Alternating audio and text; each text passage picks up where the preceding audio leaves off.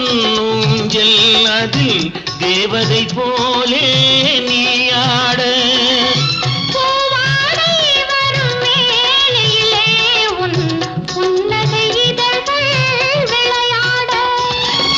கார்காலம் என விரிந்த கூந்தல் கன்னத்தின் மீதே கோலமிட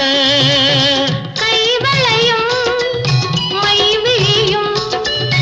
கட்டி அணைத்து கவி பாட மயக்கம் என்ன